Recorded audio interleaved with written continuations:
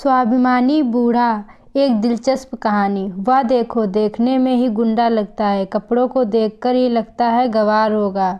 उसकी भाषा तो देखो, मुंहफट होगा। ऐसे ही हम लोग या हमारे आसपास के लोग दूसरों लोगों के प्रति पहली बार में ही कोई राय बना लेते हैं।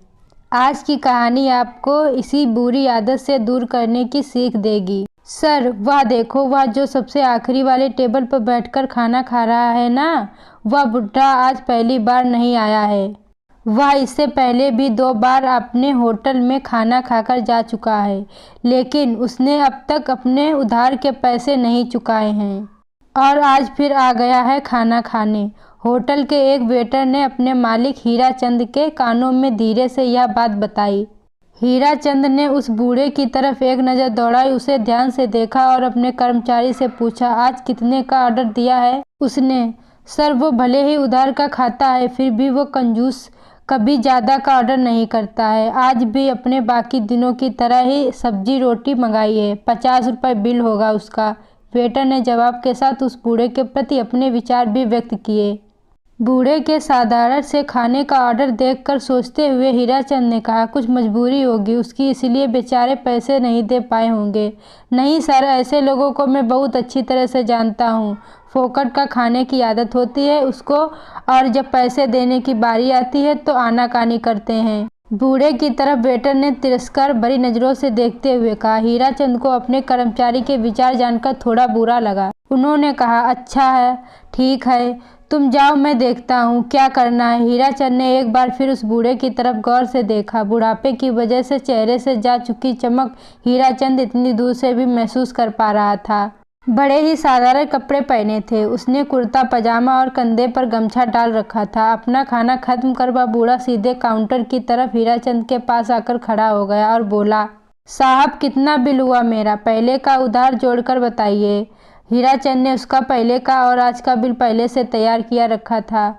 फिर उसके हाथों में देते हुए हीराचंद बोला, 150 रुपये। बिना किसी सवाल के उसने अपने कुर्ते के जेब से 200 की नोट निकाली और हीराचंद के सामने काउंटर पर रख दी। हीराचंद ने पैसे उठाते हुए बूढ़े से पूछा, अंकल, आप यहीं कहीं पास में रहते हैं क्या?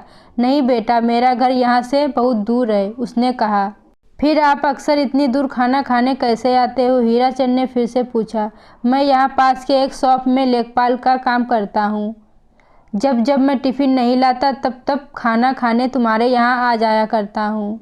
अब हमेशा तो जेब में पैसे रहते नहीं हैं, इसलिए कभी कभी उधार ही खाना खाकर जाता हूँ, लेकिन आज मेरा पगार हुआ है, इसलिए आज मैं जानबूझकर यहाँ आया हूँ। सोचा खाना भी खा लूँगा और पहले की उधार भी चुका दूँगा। थोड़ा सा हंसते हुए बूढ़े ने कहा। बूढ़े की उम्र देखकर हीराचंद अपने आप को एक और सवाल पूछने से रोक नहीं पाया।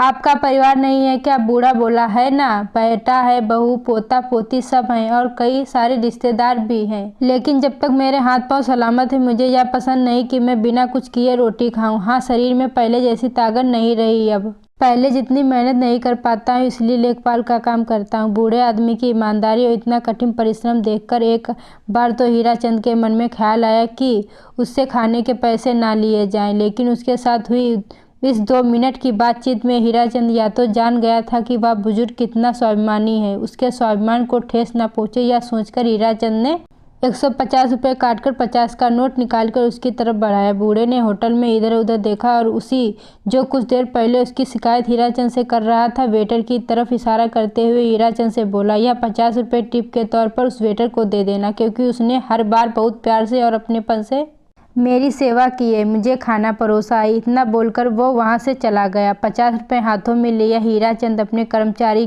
के उस बूढ़े के प्रति दृष्टिकोण और उस बूढ़े आदमी के उस कर्मचारी द्वारा किए गए खाने के प्रति प्यार और आदत देखकर अचंभित हो गया।